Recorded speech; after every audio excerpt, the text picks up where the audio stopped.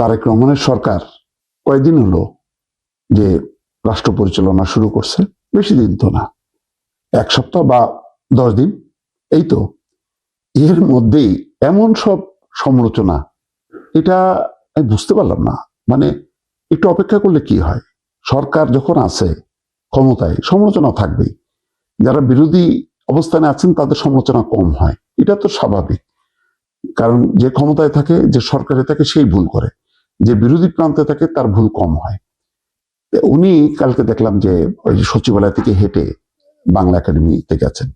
আর তার পেছন পেছন বা গাড়ির পেছন পেছনও কেন দৌড়াচ্ছে ছাত্র দলের সভাপতি রাকিব, এটা নিয়েও এনসিপির নেতারা সমালোচনা করছেন, অন্যান্য নেতারা সমালোচনা করছেন যে এই লোক দেখানো, এই হাঁটার কি ব্যাপার আছে। প্রত্যেকে একটা জিনিস বুঝতে পারছে না যে তারেক রহমান কিন্তু একটু ভিন্ন আঙ্গিক নিয়ে তিনি রাষ্ট্র পরিচালনা শুরু করছেন। তার যখন নির্বাচনী প্রচার অভিযানে সবাই যে প্রথাগতভাবে যেভাবে বক্তৃতা দেয়, তিনি সেই খোলস থেকে বের হয়ে এসে তিনি মঞ্চের এক প্রান্ত থেকে আর এক প্রান্তে হাঁটতে হাঁটতে কথা বলছেন একটা আলোচনার ভঙ্গিতে।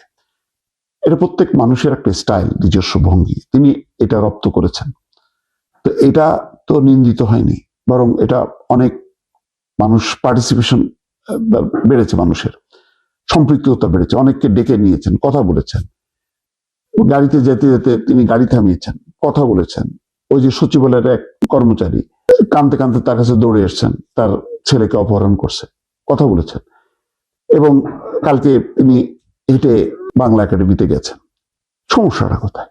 এটা তো ভালো। বরং আমরা আগে কি দেখতাম, প্রোটোকলের মধ্যে থাকতো প্রধানমন্ত্রী, রাষ্ট্রপতি, যারাই হতো না কেন তারা প্রোটোকলের মধ্যে থাকতো। এখন প্রধানমন্ত্রী এমন এক মানে প্রোটোকল শুরু করছে যেটা রাষ্ট্রপতিও এখন সিগন্যালে আটকে আছে।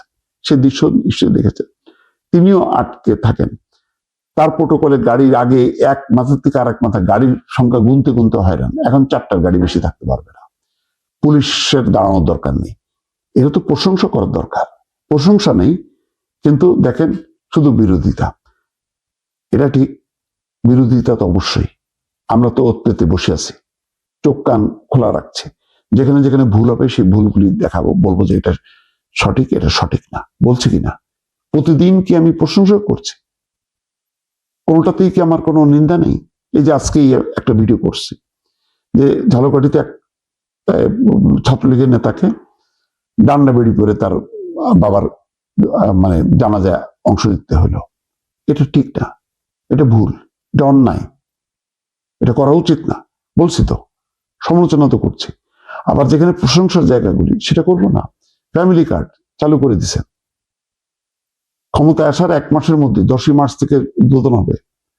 তারপর সবচেয়ে গুরুত্বপূর্ণ আমার কাছে লাগছে যে 10,000 টাকা পর্যন্ত মানে যে কৃষি ঋণ মকুব করছে, এতে 1,000 কোটি টাকা সরকারের ব্যয় হবে এই মকুব করতে যে। তার মানে এই 1,000 কোটি টাকার দায় সরকার নিয়ে 10,000 টাকা পর্যন্ত মানে জনপ্রতি যে লোন সেটা মকুব করে দিচ্ছে। এটা বিরাট ঘোষণা। এটা যে মানে বিএনপি যা বলছে নির্বাচনী ইশতেহারে, তারপরে নির্বাচনী প্রচার অভিযানের সময়, ঠিক তাই তাই কিন্তু বাস্তবায়ন শুরু করছে। এবং এটার জন্য লম্বা সময় তিনি নেননি, 1 মাসের মধ্যেই এগুলি বাস্তবায়ন শুরু হয়ে গেছে। এত চট জলদি হবে? এগুলি তো অনেক বড় বড় পরিকল্পনা, বড় বড় কর্মযোগ্য। এগুলি কিভাবে বাস্তবায়ন হবে? এগুলি নিয়ে লম্বা মিটিং হওয়ার কথা, হয়তো 6 মাস 1 বছর পরে এটা হয়। কখনো কোনোটা হয়, কোনোটা হয় না। কিন্তু উনি প্রত্যেকটাই কিন্তু বাস্তবায়ন মানে করার অঙ্গীকার করছে এবং সেটি এখন 1 মাসের মধ্যে সেটা বাস্তবায়ন প্রক্রিয়া শুরু হবে। কিন্তু ওনার হাঁটা নিয়ে সমস্যা কোথায়? রাজনীতিবিদরা হাঁটবেন না, শুধু প্রোটোকলের মধ্যে থাকবে। তখন তো বলা হয় যে মানুষের সাথে তার কোনো সম্পর্ক নেই। তো মানুষের সাথে সম্পর্কের জন্যই তো রাস্তায় নামতেছে। রাস্তায় নেমে বিভিন্ন মানুষজনও দেখতেছেন হাঁটছে, হাত নাড়াচ্ছে। অনেকে প্রধানমন্ত্রী হবার পর, প্রধানমন্ত্রী তো দূরের কথা, দলীয় সভাপতির কাছেও অনেকে আসতে পারে না। সেই জায়গায় তিনি হাঁটছেন, লোকজন দেখছেন দূর থেকে, তিনি মানে হাত নাড়ছেন। এটা কম কি? কেউ চাইলে দৌড়েও আসতে পারতেছেন তার কাছে।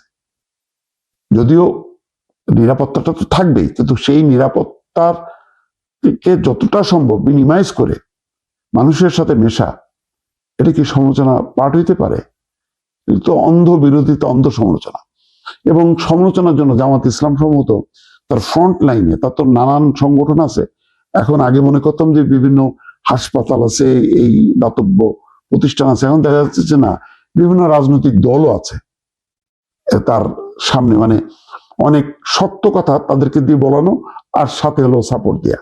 এই কাজ 18 মাস ধরে চলছে, তো তাই না? জামাত ইসলাম তার নানা অঙ্গ প্রত্যঙ্গ দিয়ে সরকার চালাইছে, এখনো সেই বিরোধিতাটা করা হচ্ছে, এবং সেই জায়গায় মানে দারুণভাবে ব্যবহৃত হচ্ছে এনসিপি।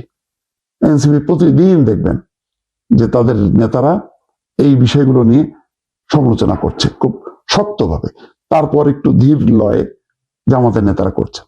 তো করুক, অসুবিধা নেই। বিএনপি তার অবস্থান থেকে নড়ছে না, এই সমালোচনার মুখে গুটায় যাচ্ছে না, এটা হলো ভালো দিক।